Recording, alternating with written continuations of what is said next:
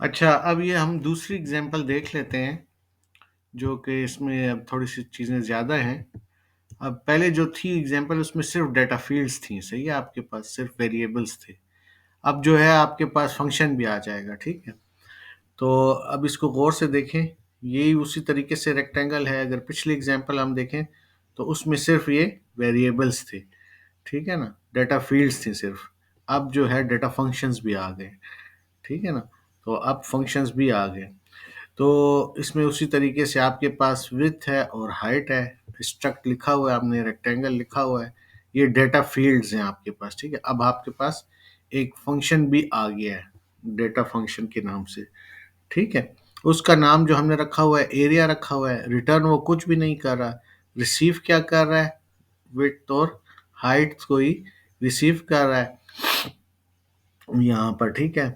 W और H receive कर रहा है। विड्थ में जो इसकी विड्थ है उसमें हम डब्ल्यू को डाल देंगे, और जो इसकी हाइट है उसमें एच को डाल देंगे, जो इसमें पास हो रहा होगा, जो भी इसको कॉल करेगा भिजवाएगा, ठीक है।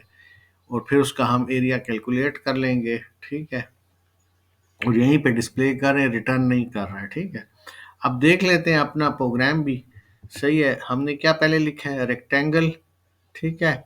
यानी हमने जो अपनी जो यूज़र डिफाइंड डेटा टाइप बनाई है, उसकी उसका स्ट्रक्ट लिखा है, जो भी उसका स्ट्रक्ट है, स्ट्रक्चर है, वो कौन सा है, रेक्टेंगल है। जैसे हम इंट फ्लोट लिखते थे, अब हम इधर रेक्टेंगल लिखते हैं। और वेरिएबल का नाम क्या है या इंस्टेंस का नाम क्या है, रेक है, ठीक है। अब इसको एक्सेस कैसे करेंगे एरिया को, उसी तरीके से जैसे हम विड्थ और हाइट को कर सकते थे।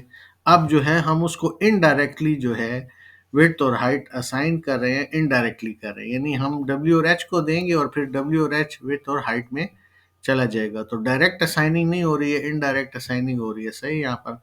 तो अब क्या होगा, इस लाइन के बाद हम यहाँ आ जाएंगे, रेक डॉट एरिया कॉल होगा। जब ये कॉल होगा तो हम यहाँ पर आ जाएंगे, सही है, वाइड एरिया पर।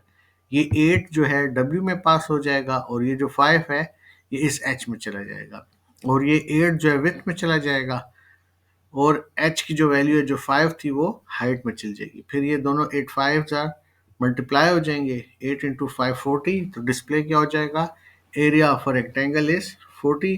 जब ये अपना काम कर लेगा फंक्शन, तो हम वापस इधर आ जाएंगे, और उसके बाद रिटर्न 0 कि हमारा प्रोग्राम सक्सेसफुली कंप्लीट हो गया और प्रोग्राम ख़त्म हो जाएगा।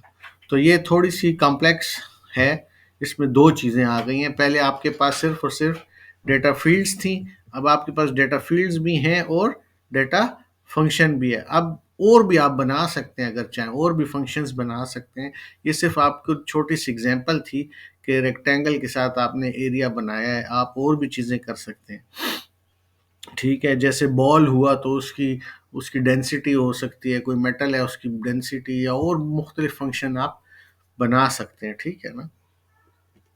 तो यहीं तक है स्ट्रक्चर्स का, आपको समझ आ गया है। स्ट्रक्चर्स का मैं एक दफ़ा समराइज कर देता हूँ कि हम यूज़ तब करते हैं जब आप यूज़र डिफाइंड डेटा टाइप, यानी जो सी प्लस प्लस के साथ डेटा टाइप आई हुई हैं, उसके अलावा आप खुद से अगर बनाना चाहते हैं प्रिमिटिव डाटा टाइप्स को और फंक्शंस को इकट्ठा करके आप कम्प्लेक्स जो है डाटा टाइप बनाना चाहते हैं, तो उस केस में जो है आप स्ट्रक्चर्स का इस्तेमाल करते हैं।